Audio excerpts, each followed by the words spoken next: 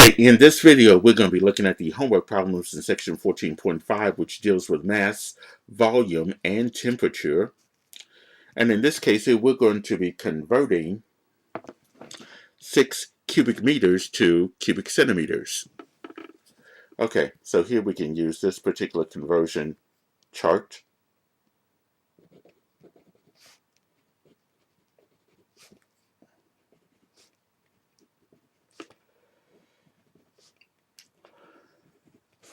And since we're dealing with cubic units here, that'd be cubic kilometers, and all the way through cubic millimeters.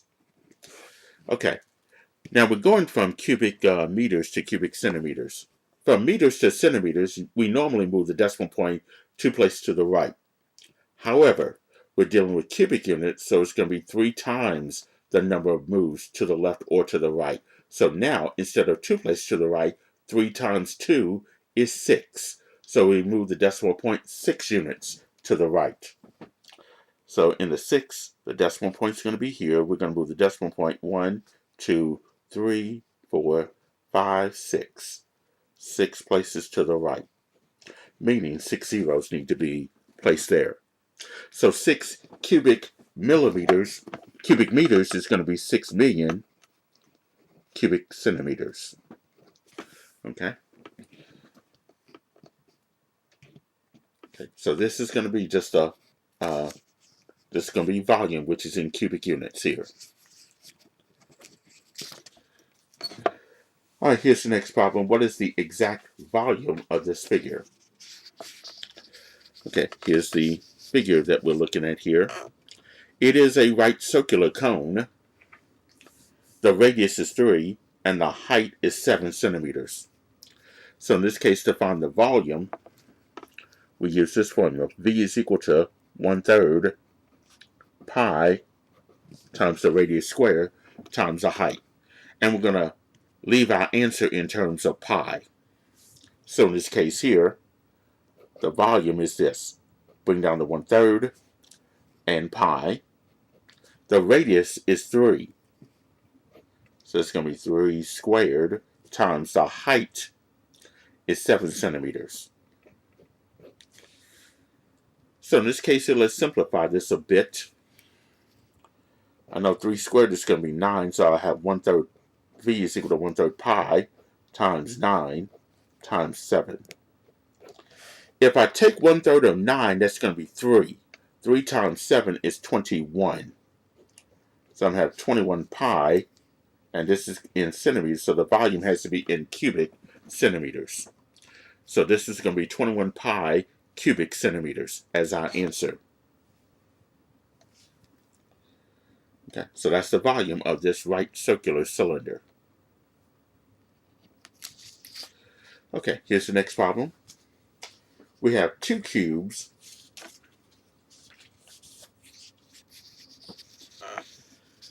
with a length of 8 centimeters and 6 centimeters.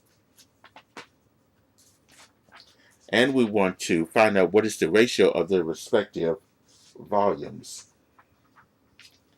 Okay, in this case here, the volume of a cube is going to be the length of that edge, and it's going to be cubed. So let's say volume 1, 8 centimeters. And it's cubed. So 8 to the 3rd power is going to be 512 cubic centimeters. That's the volume of the first cube. Now the second cube is 6 centimeters, has an edge of 6 centimeters, so this, I'm labeling this as volume 2, so that's going to be e to the 3rd, or 6 centimeters this time, and it's cubed. So 6 cubed is 216 cubic centimeters. Now, we want the ratio of their respective volumes. See, in this case, the ratio in this case would be 512 over 216. 512 over 216.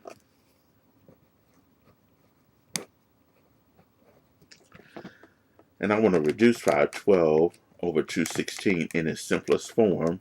And that's going to give me 64 over 27. Now, as a ratio, it'll be 64 to 27. Okay, because that's probably what they're going, how they want you to answer that. Because you have the colon in between, so it'll be 64 to 27. Okay, here's the next problem. A swimming pool is in the shape of a right rectangular prism and is 10 meters by 25 meters. If it is 2 meters deep throughout, how many liters of water does it hold? Okay, so in this case here, let's find out what the volume of this particular rectangular prism. That's length times width times height. Here's the length is 10, the width is 25, the height is 2 meters deep. So 10 times 25 is 250. 250 times 2 is 500. So it's 500 cubic meters deep. Okay, now they want to find out how many liters of water will it hold. Okay, let's see what we can convert here. I know 1 liter is 1,000 milliliters. Okay, so I'm going to write up here at the top 1 liter is equal to 1,000 milliliters. So in this case here, I need to convert, take that back 1,000 cubic centimeters. Because a liter is 1,000 milliliters, but it's also 1,000 cubic centimeters. Okay, we need to convert this into cubic centimeters. Okay, so now, if you recall from meters to centimeters, that's two places to the right. But we got to move it 6 places to the right in this case. So in 500, let's move this decimal point 1, 2, 3, 4, 5, 6 places. So this is going to be 500 million cubic centimeters. Okay? And we want to convert that into liters. 1,000 cubic centimeters is equal to 1 liter. So let's do this. Take 500 million cubic centimeters. We're going to multiply that by, we're converting it from cubic centimeters that goes on the bottom to liters. Liters go on top. The 1 goes in the numerator. The 1,000 goes in the denominator. And if we simplify this, the cubic centimeters divide out. 500 million divided by 1,000 would be 500,000 liters. So the swimming pool will hold 500,000 liters of water. Okay.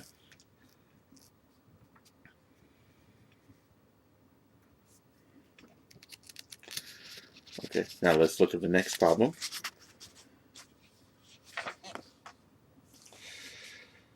This is some more conversions, but this one is dealing with grams in this case. That conversion table can also be used with grams. Okay, so here we're going to convert each of the following measurements here. And I'm going to write down the conversion table using grams. Kilograms, hectograms, decagrams. The basic unit is grams, then decigrams, centigrams, and milligrams. We're converting 51,000 grams to kilograms. So we're going from grams to kilograms. Here, from grams to kilograms, that's 1, 2, 3 places to the left. So in 51,000, we need to move this decimal point 3 places to the left. So the decimal point will be behind the 1. So it'll be 51 kilograms. So 51,000 grams will be 51 kilograms. Part B is 0.27 kilograms to grams. Here we're going from kilograms to grams. Again, now this is 3 places, this time to the right. So we're going to the right 3 places, so in 0.027, we need to move the decimal point 3 places to the right. 1, 2, 3. The decimal point is behind the 7. So this will end up being 27 grams. So 0.027 kilograms will be 27 grams. All right, part C is 6,330 milligrams to grams. Here, from milligrams to grams, that's going to be 1, 2, 3 places to the left. So that means we need to move the decimal point in 6,330 3 places to the left. 2, 3. So the decimal point will be between the 6 and the 3, so it'll be 6.33 grams. Okay, now in part D, you got 0.25 metric ton. That's what that lowercase t stands for, metric ton to kilograms. Now, for a metric ton, you have to go 1, 2, 3 places to the left because of the fact that 1,000 kilograms make up 1 metric ton. So here we're going to take that 0.05, actually 3 places to the left would be your metric ton. From tons to kilograms is 3 places to the right. So in 0.05, we move this decimal point 3 places to the right. So it'll end up being 50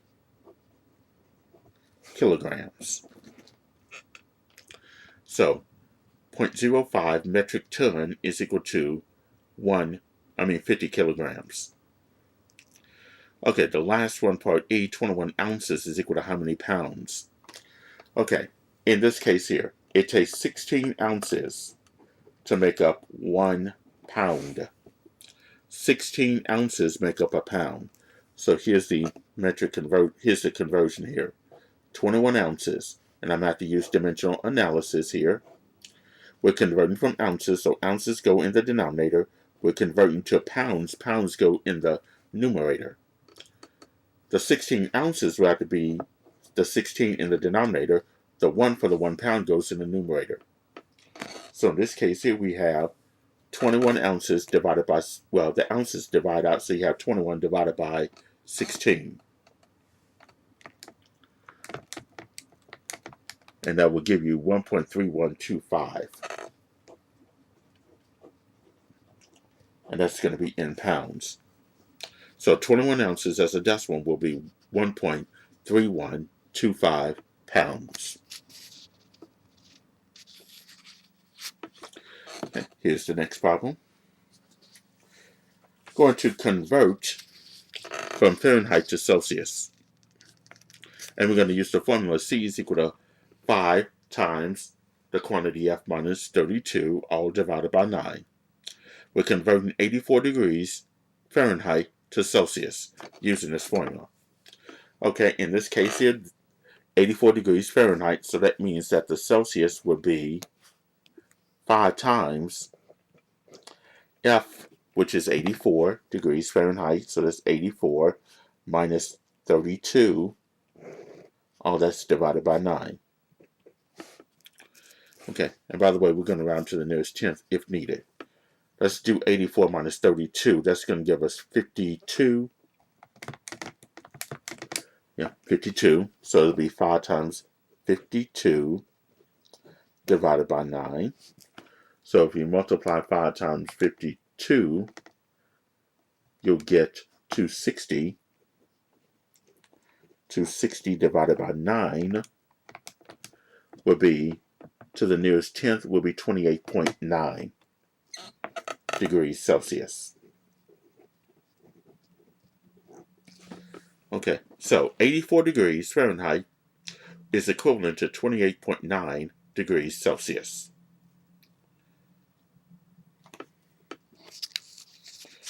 Okay. All right, here's the next problem. Again, this deals with a cubic centimeters and cubic meters. So if you recall that table that I had, that conversion table, we're converting from meters to cubic centimeters this time. From meters to centimeters, that's 2 places to the right. It's cubic units, so it's 3 times the 2, which is 6. So in 5 cubic meters, so in the number 5, we're going to move the decimal point 6 places to the right and add 6 zeros. So it'll end up being 5 million cubic centimeters. So 5 cubic meters is equivalent to 5 million cubic centimeters.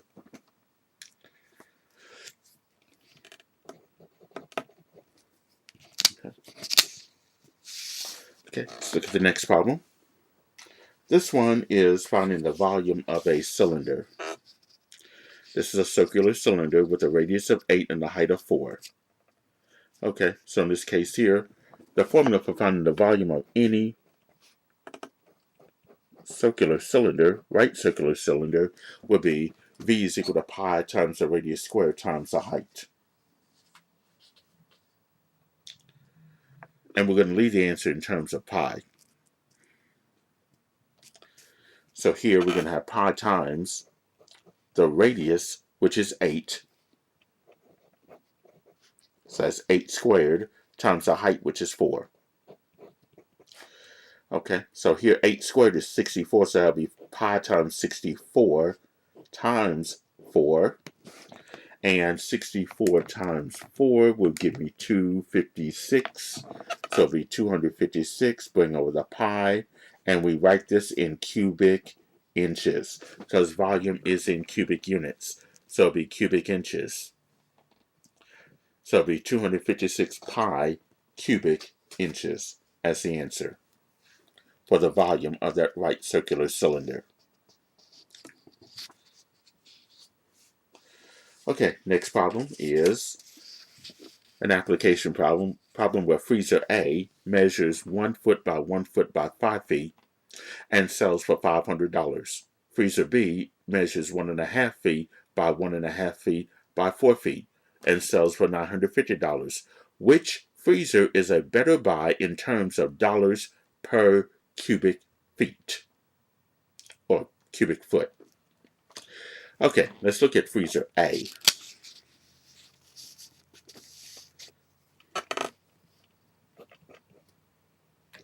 I'll just say just A here.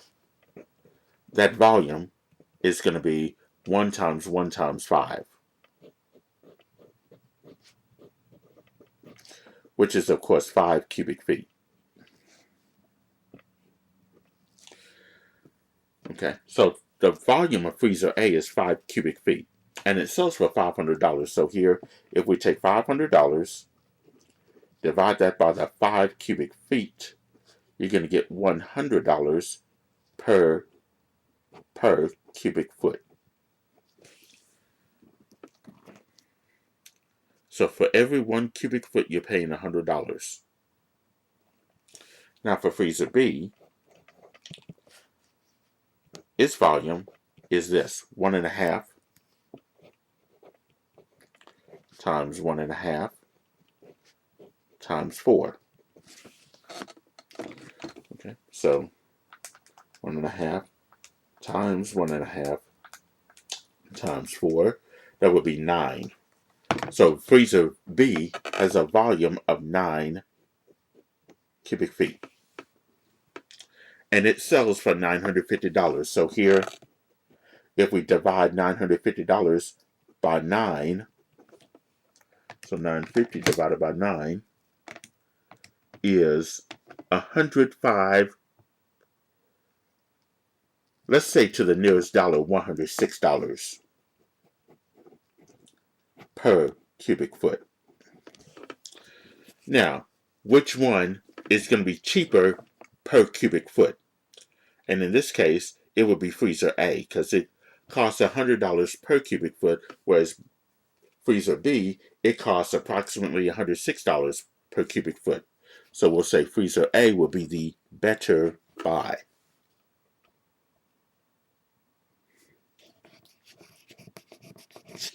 All right. And the last problem in this homework section, converting 14 degrees Fahrenheit to Celsius using the same formula. C is equal to 5 times F, the quantity F minus 32 divided by 9. So here the Celsius would be 5 times F, which is 14, so it'll be 14 minus 32 divided by 9. Now we're going to have 5 times 14 minus 32 is negative 18. So it's 5 times negative 18 divided by 9. And then 5 times negative 18 is negative 90 divided by 9. That's negative 10. So 14 degrees Fahrenheit is equivalent to negative 10 degrees Celsius. Okay. Now that should be enough to assist you with all the homework problems in section 14.5.